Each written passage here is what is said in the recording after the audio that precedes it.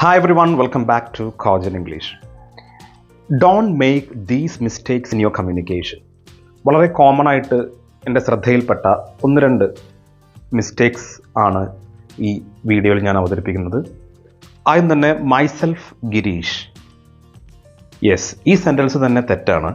Myself Girish എന്ന് പറഞ്ഞുകൊണ്ട് ഒരിക്കലും, അല്ലെങ്കിൽ മൈസെൽഫ് യുവർ നെയിം ഒരിക്കലും ഇൻട്രൊഡ്യൂസ് ചെയ്യരുത്.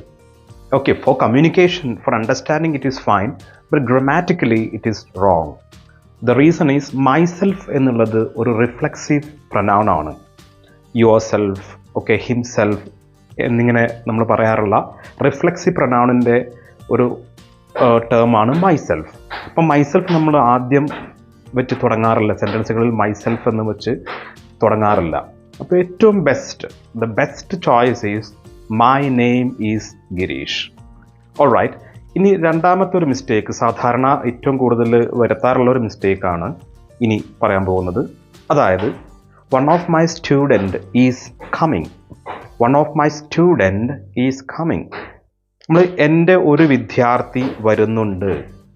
അവിടെ വൺ ഓഫ് മൈ സ്റ്റുഡൻറ്റ് എന്ന് പറഞ്ഞ ആ സ്ഥലത്ത് സ്റ്റുഡൻസ് എന്നാക്കണം, സ്റ്റുഡൻസ് എന്നാക്കണം. സ്റ്റുഡൻറ്റ് എന്നുള്ളത് പ്ലൂറൽ ആകണം.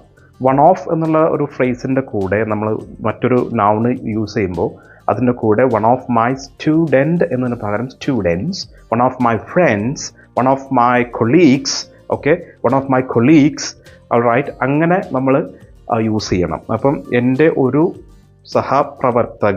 സഹപ്രവർത്തകൻ ഇന്നലെ എന്നെ വിളിച്ചിരുന്നു. One of my colleagues called me yesterday.